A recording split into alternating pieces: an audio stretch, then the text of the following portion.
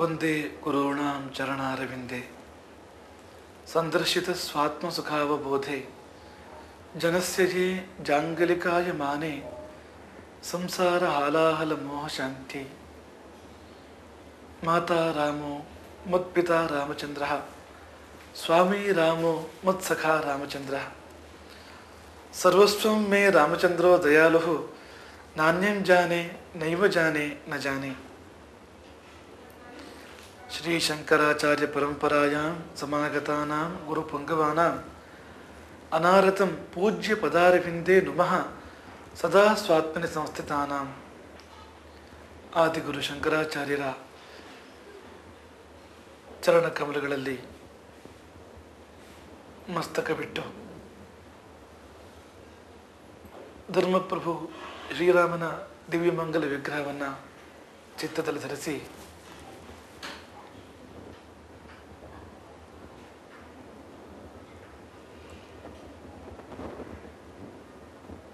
ದೂರ ದೂರ ಸಾಗರದ ಆಚೆಯ ರಾಷ್ಟ್ರಗಳಲ್ಲಿ ವಾಸವಾಗಿರುವ ನಮ್ಮ ಪ್ರೀತಿಯ ಶಿಷ್ಯ ಬಂಧುಗಳನ್ನು ಹರಸಿ ಶುಭ ಹಾರೈಸಿ ಮಠದ ಪರಿಚಯದ ಕೆಲವು ಮಾತುಗಳನ್ನು,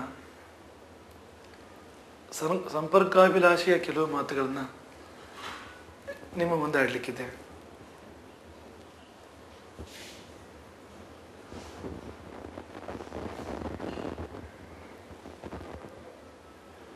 ತಾಯ್ನಾಡಿನಿಂದ ಬಹುದೂರ ನೀವು ತೆರಳಿ ನೆಲೆಸಿದ್ದೀರಿ. ನಾವಿಲ್ಲಿ ಮಾಡುವ ಪೂಜೆಗಳು, ತಪಸ್ಸುಗಳು, ಅನುಷ್ಠಾನಗಳು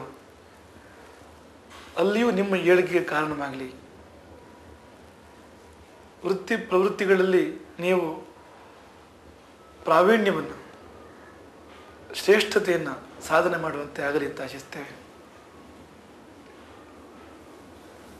ಶಿಷ್ಯ ಬೆಳೆದರೆ ಗುರುವಿಗದು ಹೆಮ್ಮೆ.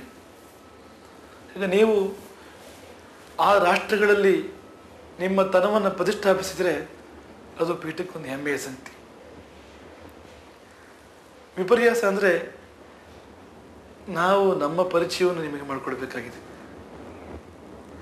ಇದು ಹೇಗಾಯಿತು ಅಂದರೆ, ತಾಯಿ ಮಕ್ಕಳಿಗೆ ತನ್ನ ಪರಿಚಯವನ್ನು ಹೇಳಿದಂತೆ ಆಯಿತು, ಮಕ್ಕಳು ತಾಯಿಯ ಪರಿಚಯವನ್ನು ಕೇಳಿದಂತೆ ಆಯಿತು. ಗುರುಪೀಠ ಮತ್ತು ಶಿಷ್ಯರು ಅಂದರೆ ಅದು ತಾಯಿ ಮಕ್ಕಳ ಸಂಬಂಧ. ತಾಯಿಗಿರುವ ಮಮತೆ, ವಾತ್ಸಲ್ಯವೆಲ್ಲ ಶಿಷ್ಯರ ಮೇಲೆ ಪೀಠಕ್ಕೆ ಇರ್ತದೆ.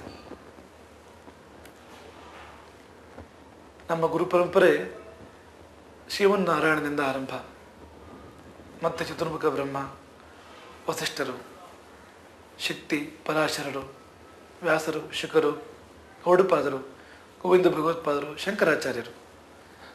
ಶಂಕರಾಚಾರ್ಯರಿಂದ 36ನೆಯ ಪೀಠ ಇದು. ನಮ್ಮ ಹೆಮ್ಮೆ ಅವಿಚ್ಛಿನ್ನ ಪರಂಪರೆ. ಶಂಕರಾಚಾರ್ಯ ಪರಂಪರೆಗಳು ಜಗತ್ತಿನಲ್ಲಿ ಅಸಂಖ್ಯ ಬಿದ್ದರೂ ವಿಚ್ಛಿನ್ನವಾಗದೆ ಉಳಿದಿರುವಂಥ ಏಕಮೇವ ಶಂಕರಾಚಾರ್ಯ ಪರಂಪರೆ ಅಂದರೆ ಅದು ನಮ್ಮದು.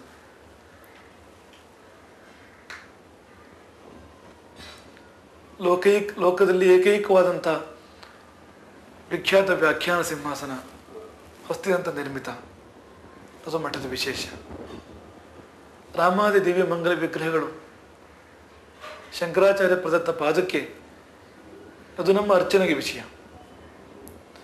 ಇತಿಹಾಸದಲ್ಲಿ ಅನೇಕ ರಾಜ ಮಹಾರಾಜರುಗಳಿಂದ, ಸಮ್ರಾಟಗಳಿಂದ ಗೌರವಾದಗಳಿಗೆ ಪಾತ್ರವಾದಂಥ ಪೀಠ ಇದು.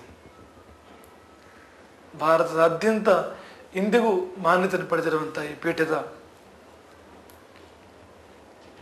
ಪ್ರಾತಿನಿಧ್ಯವನ್ನು ವಹಿಸಿದ್ದಕ್ಕೆ ನಮಗೆ ಹೆಮ್ಮೆ ಇದೆ. ಶಿಷ್ಯತ್ವವನ್ನು ವಹಿಸಿದ್ದಕ್ಕೆ ನಿಮಗೆಲ್ಲರಿಗೂ ಹೆಮ್ಮೆ ಇರಲೇಬೇಕಂತ. ಮಠದ ಇತಿಹಾಸ ಮಾತ್ರವಲ್ಲ, ವರ್ತಮಾನ ಕೂಡ ಅಷ್ಟೇ ಭವ್ಯವಾಗಿರಬೇಕು ಅಂತ ನಮ್ಮ ಆಸೆ. ನಿಜವಾದ ಗುರು ಯಾರು?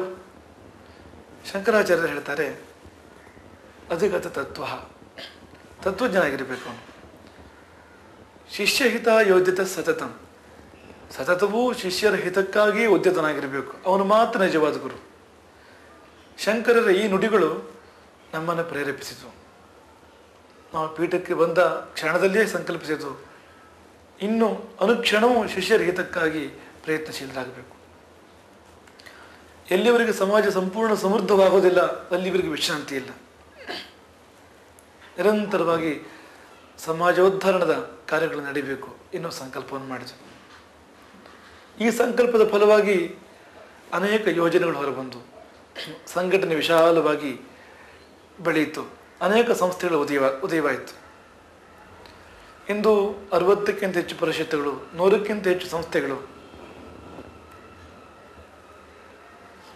ಹಾಗೆ ಸುಮಾರು 60 ಯೋಜನೆಗಳು ಮಠದ ಕಡೆಯಿಂದ ಕಾರ್ಯಪ್ರವೃತ್ತವಾಗಿವೆ. ವಿದ್ಯೆ, ಆರೋಗ್ಯ, ಆಹಾರ, ಉಪಾಸನೆ, ಹಾಗೆಯೇ ಸಂಪತ್ತು, ಆಪತ್ತು, ಇಂಥ ಅನೇಕ ವಿಷಯಗಳನ್ನು ಆಧರಿಸಿ ಮಠದ ಕಾರ್ಯಕ್ರಮಗಳು ಪ್ರವೃತ್ತವಾಗಿವೆ. ವಿದ್ಯೆಗಾಗಿ ಗುರುಕುಲ ವಿಶ್ವವಿದ್ಯಾಲಯ, ಅನೇಕ ವಿದ್ಯಾಸಂಸ್ಥೆಗಳು,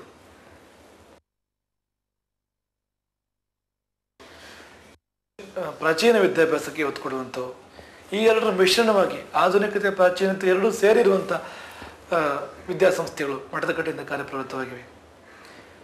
ಗುರುಕುಲ ವಿಶ್ವವಿದ್ಯಾಲಯ ಸಾಕಾರವಾದರೆ ಜಗತ್ತಿನಲ್ಲಿ ಏಕೈಕ ವಿಶ್ವವಿದ್ಯಾಲಯ ಅದಾಗಿರುತ್ತದೆ.